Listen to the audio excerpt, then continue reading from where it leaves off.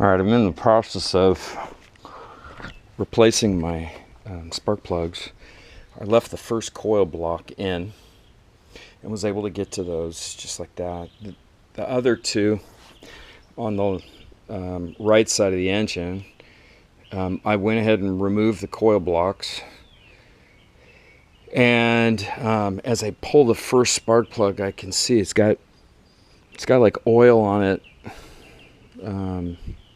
Yeah, it smells oily, which makes me, I don't know. Hopefully this one's okay. But anyway, as I'm pulling them out, I crack them loose, I blow out any sort of dust that's around there, and then I remove the spark plug all the way. And then I put in the next one, being careful to just go straight for the hole so I don't introduce any dust or dirt or anything into the hole.